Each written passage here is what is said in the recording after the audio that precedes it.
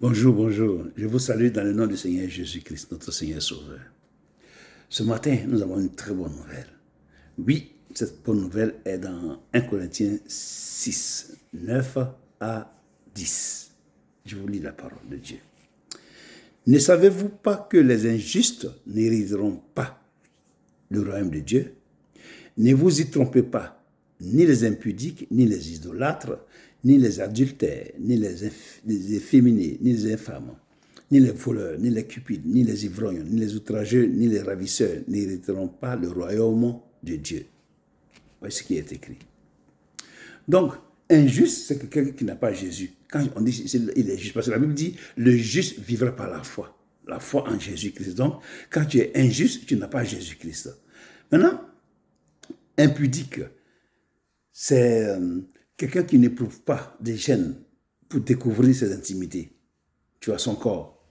Tu vois. Idolâtre, c'est quelqu'un c'est quelqu'un qui aime quelque chose comme si c'était Dieu. Il prend quelque chose pour Dieu. Donc, il est idolâtre. Voilà. Et adultère, c'est quelqu'un qui, marié, va avec une autre femme. Ou marié, va avec un autre homme, une femme, tu vois. Voilà. Et efféminé, c'est un homme, tu vois, un homme qui marche comme une femme, tu vois, qui est efféminé. On parle des infâmes. C'est quelqu'un qui a un mauvais comportement, un mauvais caractère. Le voleur, c'est qui prend ce qui n'est pas à lui. Le cupide, c'est celui qui a l'amour de l'argent. Les ivrognes, c'est un alcoolique. Outrageux, c'est quelqu'un qui est offensant, qui a des injures offensants et un comportement dégoûtant, répugnant. Ravisseur, c'est quelqu'un qui prend le bien d'autrui par ruse. Tu vois. Donc, toute cette liste-là, Dieu dit que c'est toi qui es dans cette liste-là. Tu ne peux pas rentrer dans le royaume de Dieu. Parce qu'il ne faut pas te tromper que après la mort, il y a un jugement, et ce jugement sera conforme à la parole de Dieu. C'est pour cela qu'aujourd'hui, ce qu'il faut faire, la solution, c'est de donner ta vie à Jésus-Christ. Une fois que tu donnes ta vie à Jésus-Christ, que tu es réconcilié avec le Père, le sang de Jésus-Christ efface tous tes péchés, tout ce que tu as fait sur la terre. Et maintenant, tu es en nouveauté de vie avec le Seigneur. Quand tu quittes la terre, tu vas au royaume de Dieu. C'est comme ça, sinon tu ne peux pas entrer. Tu vois, non. Tu ne peux pas entrer. Donc, comme un homme qui n'est pas avec Jésus-Christ, il fait tous ces péchés-là.